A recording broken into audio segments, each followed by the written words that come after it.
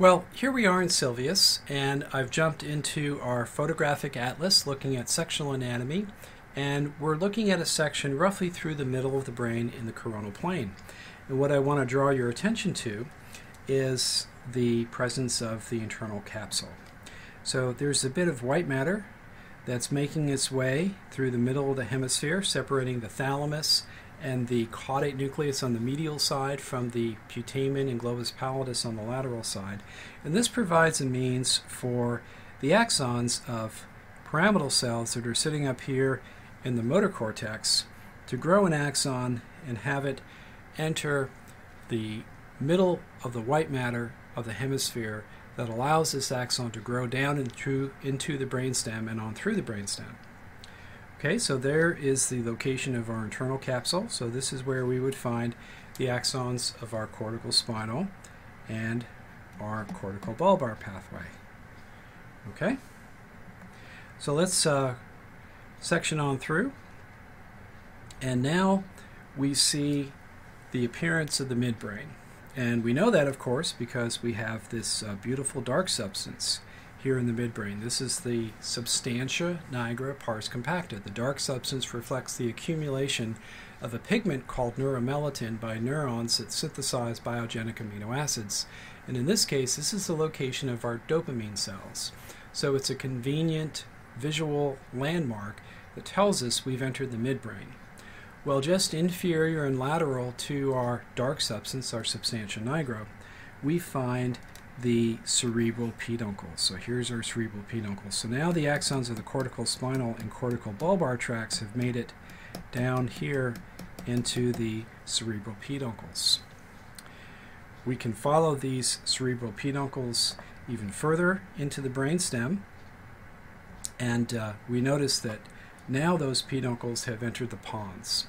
So we know that this is the pons because we have this broad base of the pons that's giving rise to these peduncles that are spreading out into the cerebellum. So these now are the cerebellar peduncles out in this direction. So our corticospinal and corticobulbar fibers are running down through the base of the pons in this location. Well, really to carry on this story, we need a closer look at the brainstem. So I'm going to leave this photographic atlas of the whole brain and enter our brainstem cross-sectional atlas. I think we can make this just a little bit larger.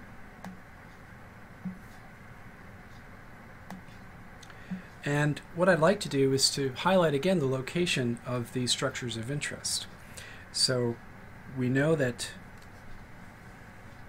this is the cerebral peduncle, which is conveying the axons of the corticospinal, corticobulbar pathways. They tend to be found near the middle of the peduncle here, with the corticospinal fibers being just a bit more lateral to the corticobulbar fibers. And meanwhile, the rest of this cerebral peduncle is comprised of axons that are conveying signals from the cortex to the pons. I think we see this system even better in the next section. So now we have this nice compact cerebral peduncle. Now, if you have your tutorial notes in front of you, you notice that I added a little bit of quantitative detail here.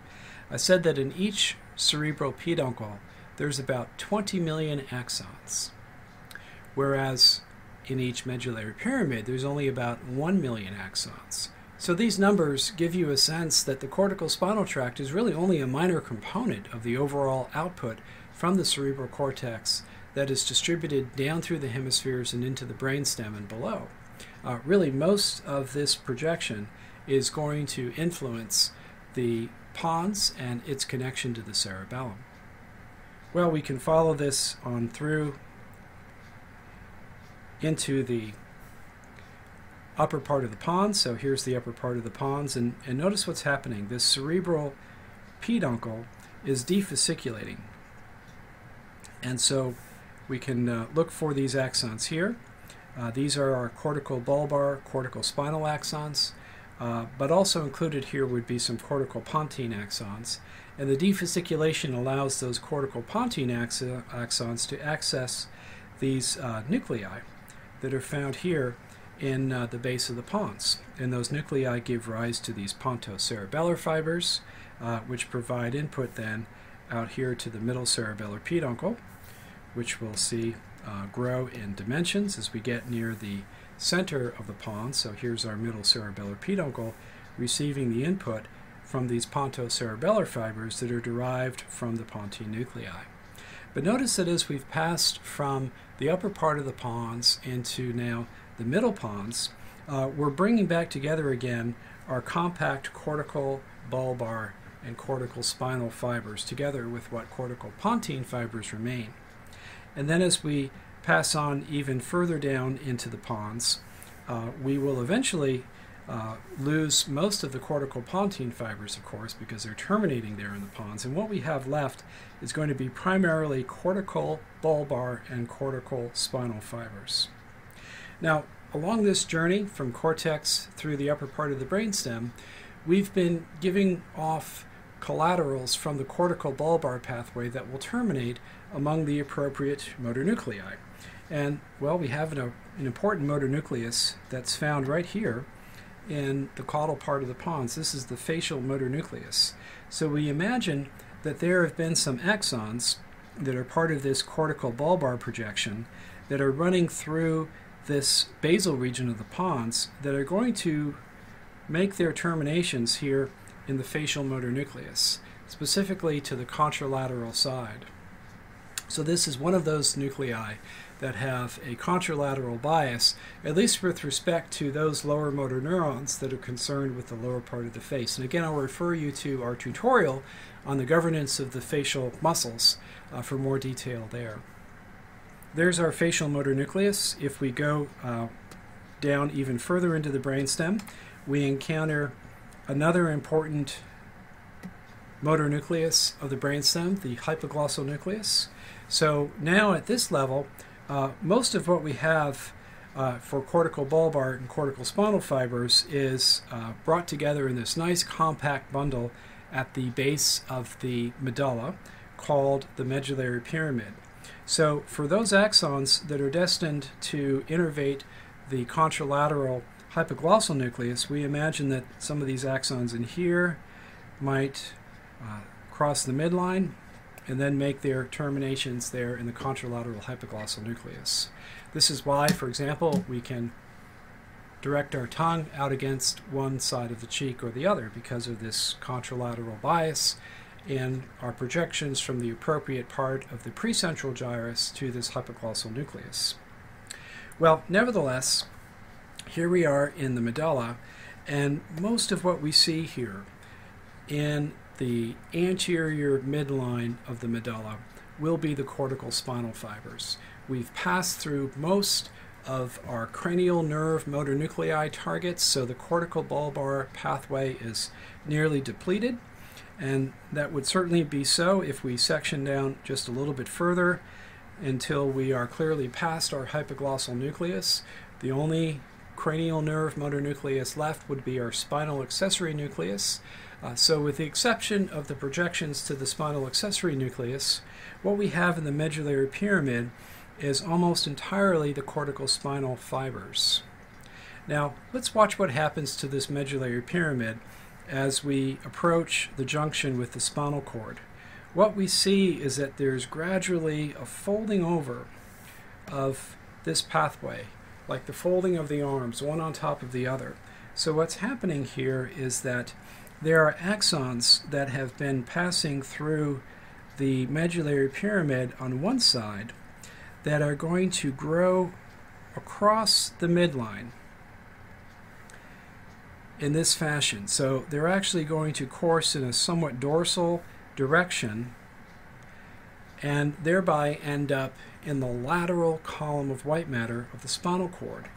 So once we get into the spinal cord, the axons that are present in one lateral cortical spinal tract are derived from the contralateral motor cortex. Okay, so here's one question that I'd like for you to consider, and I'll give you opportunity elsewhere to think about this again. Imagine I draw your attention to the axons that are present in, well, let's call this the left lateral cortical spinal tract. And I would ask you a question like, well, where are the cell bodies that grew the axons in this left lateral corticospinal tract? Okay? What would you say?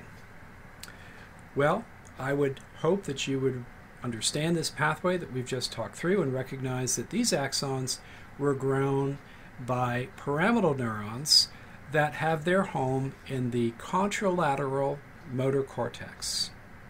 Now, we're talking about the lateral corticospinal tract here, so one could even be more specific and say, well, in at least the center or the medial part of the motor cortex, not the most lateral part, because that would be related to the brainstem and the corticobulbar pathway. The corticospinal pathway would be from the middle part of the motor cortex and then on medial through the paracentral lobule.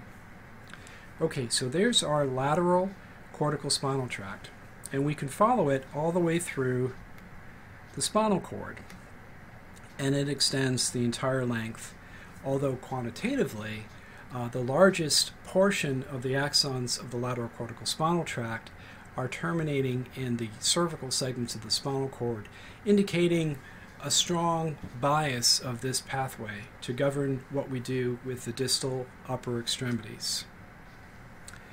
Okay, now there remains one small component to consider, and this is something that we call the anterior or ventral corticospinal tract. Let's just back up to the medullary pyramids for a moment.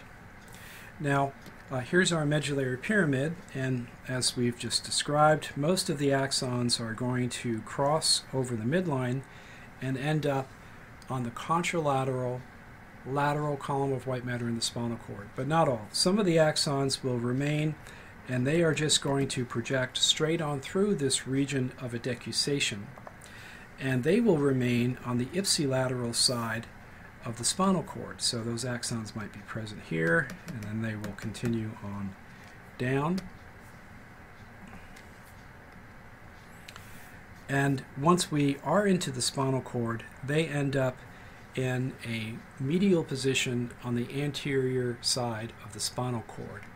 And so these are axons that are derived from the ipsilateral motor cortex, and when they make their terminations as they pass on through the spinal cord, here we are down in the lumbar enlargement, these axons tend to project bilaterally to the medial columns of lower motor neurons that are found in the ventral horns. And this tells us that this anterior or ventral corticospinal tract is concerned with what we do with our proximal limbs and our axial muscles. So it's concerned with posture and with just the gross movements of our arms and our legs.